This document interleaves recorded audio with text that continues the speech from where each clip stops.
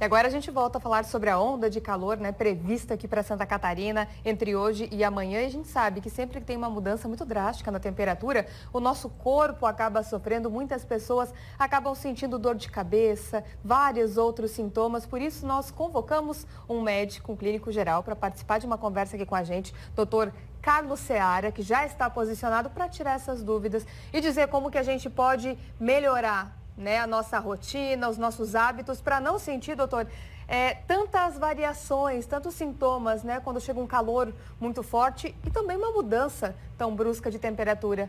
Bom dia para o senhor, seja muito bem-vindo aqui no Bom Dia Santa Catarina. Obrigado, bom dia, Eveline, bom dia, Rafael, bom dia a todos. Vou começar lhe perguntando, então, quais são esses principais sintomas e reclamações que o senhor recebe em consultório quando tem uma mudança tão drástica na temperatura?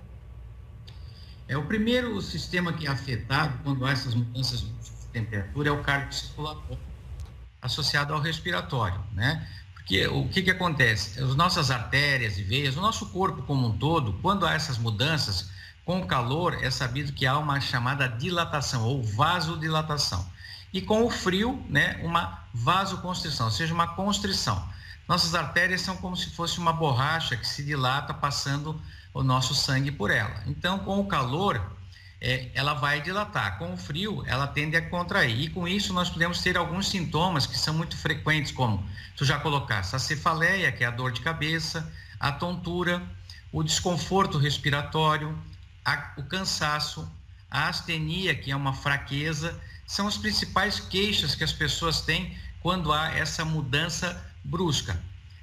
Isso é mais frequente visto, né, em pacientes idosos ou pacientes muito jovens, crianças. Nos idosos, a principal explicação é porque essas artérias que eu coloquei, elas ficam menos flexíveis, elas já estão mais endurecidas, vamos dizer assim, com a idade.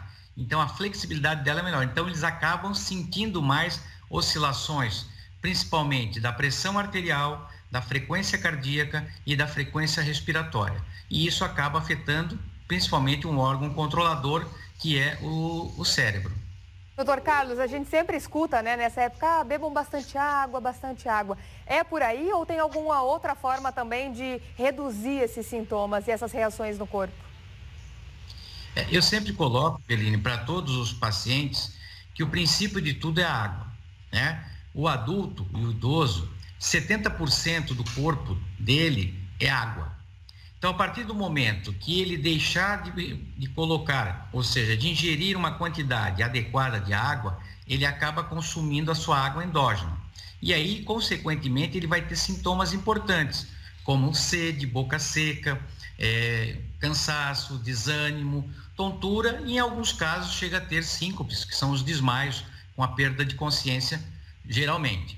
Então, o principal, tanto para criança, para adulto, como para idoso, nesses casos em que a temperatura vai se elevar muito e depois pode baixar, mas principalmente quando ela se eleva, é a hidratação. As pessoas têm que ter noção de que a reposição hídrica, ou seja, a reposição de água, não são de líquidos artificiais ou sucos naturais, é água. O princípio da hidratação no calor, na temperatura excessiva, é água.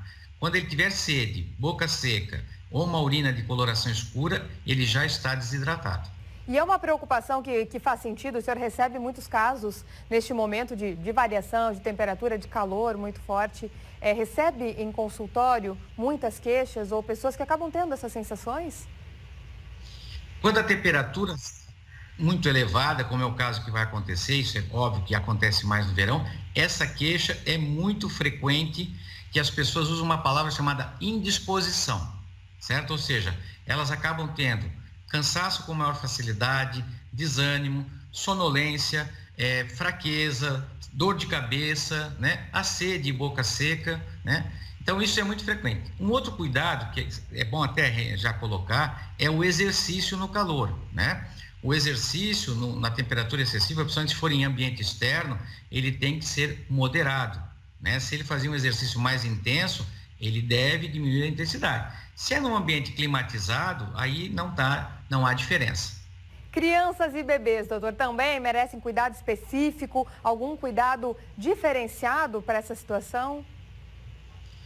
Como eu tinha falado, crianças, né, de 1 ano até 6, 7 anos, e idosos acima de 65 anos, esses são que tem que ter o maior cuidado com essas temperaturas elevadas, porque o seu sistema termorregulador, que é o da temperatura, e o seu sistema circulatório, ou ele está em formação, ou ele já está muito desgastado, e aí a capacidade dele de se adaptar rapidamente a essas mudanças bruscas, principalmente nesse caso da elevação da temperatura, é mais lento, né? E aí pode causar um dano maior a essas pessoas, a esses pacientes. Doutor Carlos, a gente agradece, viu, essas dicas, essa conversa aqui no Bom Dia Santa Catarina. Estamos, né, com essa situação de calor que deve chegar por aí. Então, para o pessoal ficar bastante atento, né? Como o doutor Carlos disse, talvez aquela dor de cabeça, aquela indisposição tem mais a ver, sim, com a mudança da temperatura, com a chegada do calor e todas as dicas importantes que ele passou para a gente. Então, agradecemos mais uma vez